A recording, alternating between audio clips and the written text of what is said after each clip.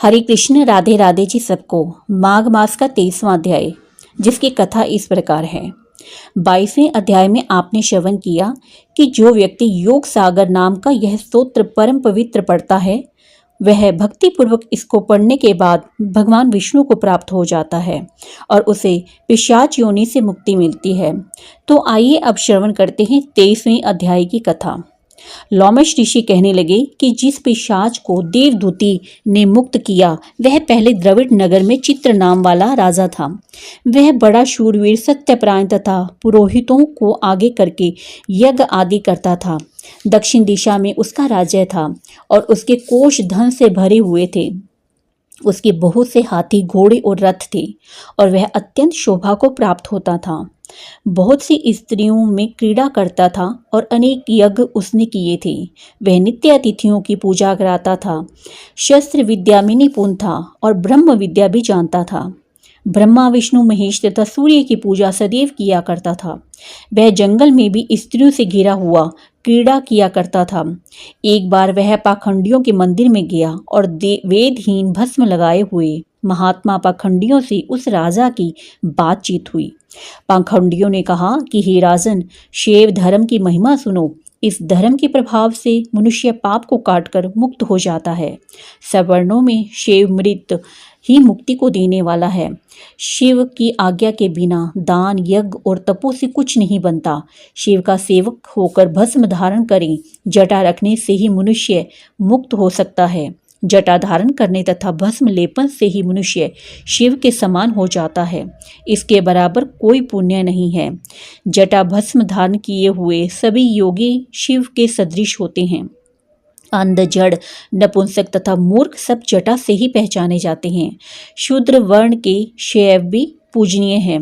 विश्वामित्र क्षत्रिय हो कर तप से ब्राह्मण हो गए। वाल्मीकि चोर होकर उत्तम ब्राह्मण हो गए। अतएव शिव पूजने से किसी बात का विचार नहीं किया जाना चाहिए।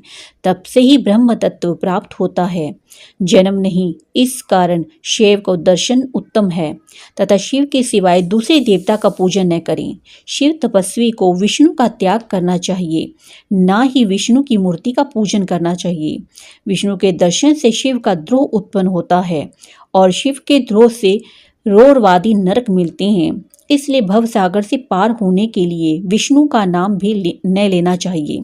शिव भक्त निशंक होकर जो शिव से प्रेम करता है वह कैलाश में वास करता है।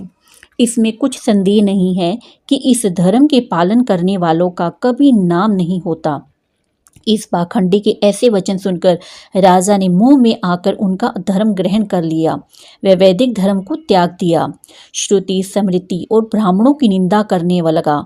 उसने अपने घर के अग्निहोत्र को बुझा दिया और निंदा धर्म के कार्य बंद कर दिए। विष्णु की निंदा और वैष्णव से द्वेष करने लगा और बोला, कहाँ है विष्णु? कहाँ देखा जाता है? कहाँ रहता है? किसने देखा है? और जो लोग नारायण का भजन करते थे उनको दुख देता था।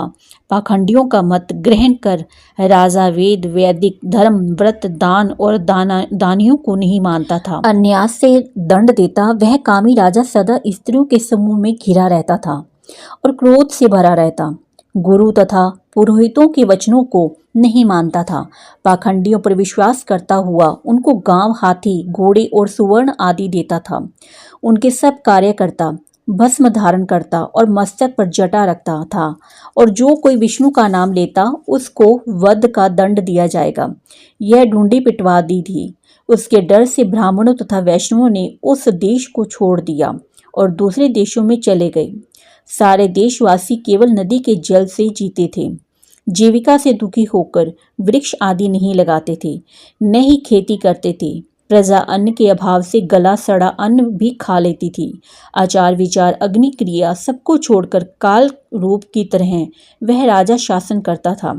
कुछ काल पश्चात उस राजा की मृत्यु हो गई और वैदिक रीति से उसकी क्रिया भी नहीं की गई। उसे यमदूतों से अनेक प्रकार के दुख उठाते हुए कहीं लोहे की कीलों पर से चलना पड़ा, कहीं जलते अंगारों पर चलना पड़ा। जहाँ सूर्य अति तीव्र था और न कोई छाया का वृक्ष था, कहीं लोहे के डंडों से पीटा गया, कहीं बड़े बड़े दांतों वाले भेड़ियों और कुत्तों से काटा गया। इस प्रकार दूसरे पापियों का हाहाकार सुनता हुआ वह राजा यमलोक में पहुंचा। इसी के साथ 23वें अध्याय की कथा समाप्त होती है। आगे की कथा हम 24वें अध्याय में श्रवण करेंगे। सभी भक्तजनों को राधे राधे। जय श्री हरि, जय श्री हरि।